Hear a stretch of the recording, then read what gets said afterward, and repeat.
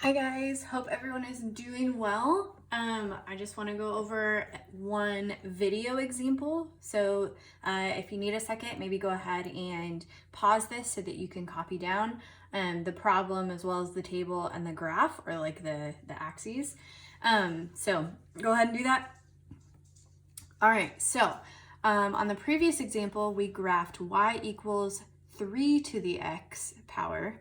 Now we want to graph y equals 1/3 to the x power. So this is going to look different, same type of shape, but if you notice, this is actually a number that's smaller than 1 versus the other one that was bigger than 1.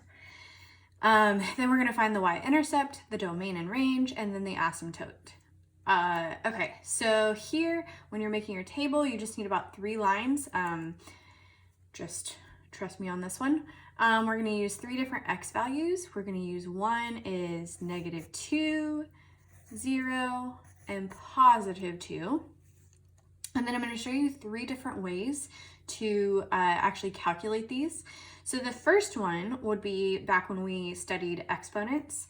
Remember our law, excuse me, remember our law of exponents. If we have, say we were to have 1/3 raised to the -2nd power. So if you have 1/3 raised to a negative power, what do you actually do? You actually flip when you have a negative exponent, you flip everything on the inside, so you get 3/1, and that makes your exponent now positive, so to the 2nd power. Well, 3/1 is really just 3, and then 3 to the 2nd power is 9.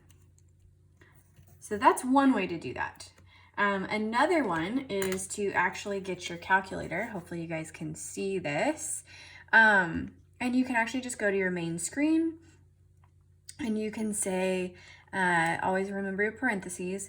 You can do your fraction, or I just like to do the division, 1/3. You can go to your fraction function, alpha y equals if you want.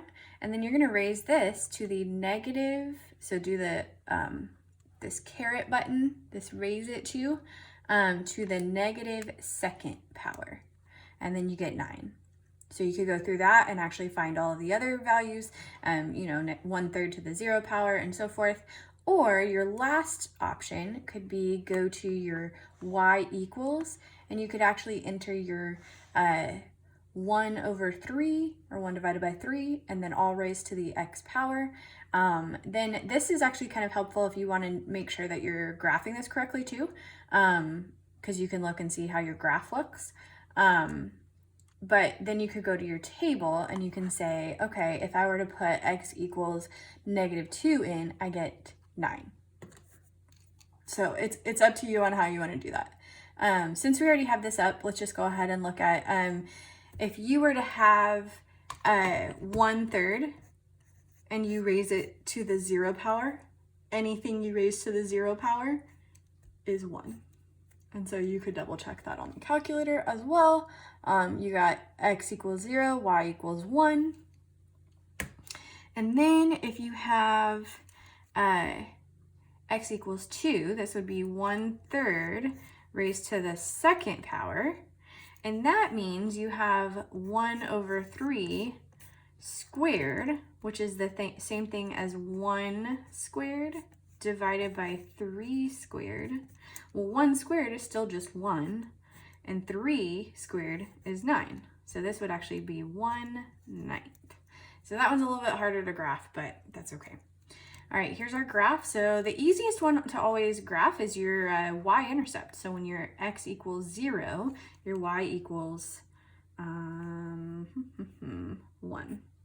I guess I should do some sort of increments here.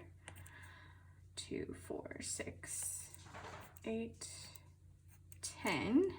Okay, and then 2, 4, 6, 8, 2, 4, 6, 8. Doesn't have to be perfect. I know most of y'all don't have graph paper, so I'm just doing it on regular paper. So if you want to graph your 0, 1, like I said, that's on your y-axis at up 1, because you didn't move to the left or right any, so it's 0 and then 1. Then if you go to negative 2, 2 to the left, and then you're going to go up 9. And then your last point that we have is at positive 2, 1/9. So over to the right 2, and then up a tiny bit. This is kind of hard to graph that close to the line. But then if you can kind of see, this is actually flipped over the y-axis from your previous example.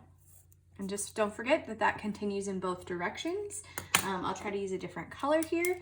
Your asymptote here, again, is also the same as last one. Does it, even though it looks, especially if you look on your calculator, it actually looks like it crosses, but it never crosses your x-axis. So our last step is going to be our y-intercept. We already talked about that, and if only I could spell. Y-intercept is where your x equals 0, so your y-intercept is 0, 1. Then we need our domain, and that continues in the left as well as in the right direction. So that is the same where you have all real numbers. Or if you want, you could write that as a negative infinity to positive infinity if you want, either way. And then you have your range. And again, this one does not cross below your x-axis. So when you're talking about range, you're always talking about y values. So it never goes below 0, and it never actually touches 0. So this is the same thing. Y is greater than 0. And then your very last thing is your asymptote. This one is the same.